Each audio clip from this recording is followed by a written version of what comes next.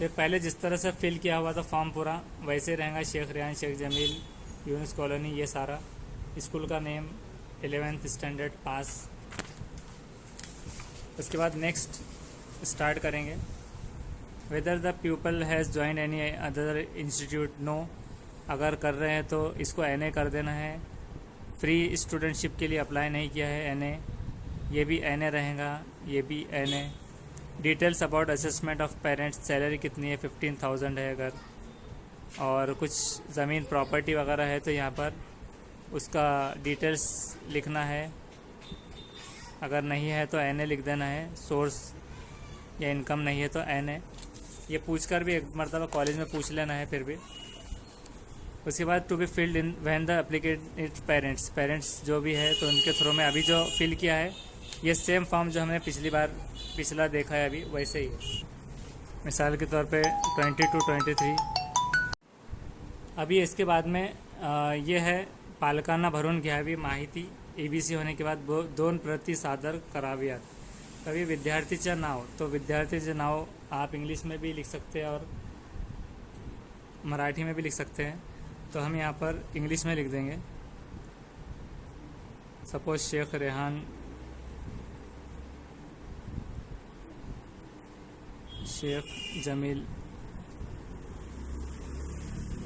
उसके बाद पालकाचं संपूर्ण नाव व पता, तो पहले नाम लिख देंगे और संपूर्ण पता जो आधार कार्ड पे वो नीचे लिख देना है। सपोज यहाँ पर हम लिखते हैं यूनुस कॉलोनी, औरंगाबाद।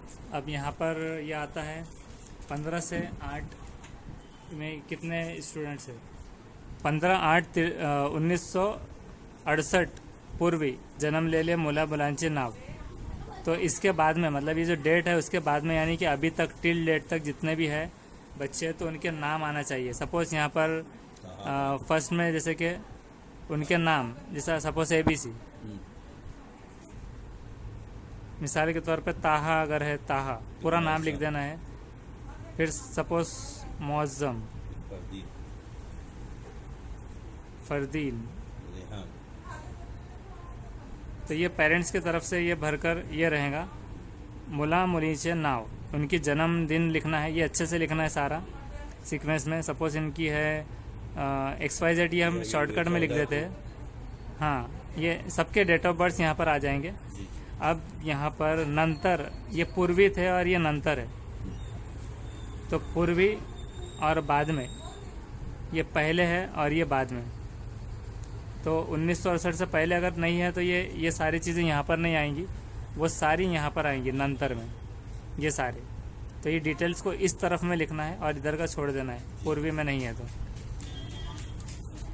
तो ये पुराने फॉर्मेट के हिसाब से है। ये कुटुंब नियोजन झालेल्या मुलगी, कुटुंब नियोजन जिनका शादीशुदा जो जितने मुलगे झालेले आहे,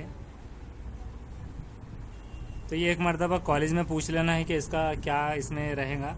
झाला झाली ऐसा कुछ है। मी विद्यार्थ्याचे पिता, तो पिता है तो पिता, विद्यार्थिनीचा और विद्यार्थीचा, ये बॉयज़ के लिए, गर्ल्स के लिए। पालक, सत्य प्रतिज्ञेवर अशी कबुली देतो की वर दिलेली माहिती माझ्या समजुतीप्रमाणे खरी असून त्याकरिता खाली सही करीत आहे। अगर वो सही है तो यहाँ पर सही कर देंगे और यहाँ पर दिन डालेंगे, जैसे कि 15/7/2022 औरंगाबाद, ऐसे इस तरह लिख देना है। और ये नंतर में ये याद रखना है, पहले वीडियो देखकर फिर बनाना है। अब ये सेम ऐसे 2 परत रहेंगे तो यहाँ पर भी सेम है, इसको भी सेम वैसे ही भरना है। ये 2 फॉर्म हो गए। अब ये 2 फॉर्म होने के बाद ये वाला फॉर्म, ये उत्पन्नाचा दाखला है। तो यहाँ पर कितनी इनकम है उसके हिसाब से, अब यहाँ पर ये 4,800 है। तो एक मरतबा कॉलेज में ये पूछ लेना है कि इसका कैसे रहेगा। ठिकाने में तो जैसे कि औरंगाबाद रहेगा, औरंगाबाद। दिनांक जैसे कि 15/7/2022 हम लिखेंगे और सही यहाँ पर सही आ जाएंगी पेरेंट्स की, और श्रीमती जो भी यहाँ पर लिखना होगा, कुमारी। मिसाल के तौर पे शेख रेहान, शेख जमील, ये लिखना है। और यहाँ पर कुछ सिक्का वगैरह या फिर अगर कुछ टिकट है क्या, ये एक बार कॉलेज में पूछकर ये वहीं के वहीं कर लेना होगा।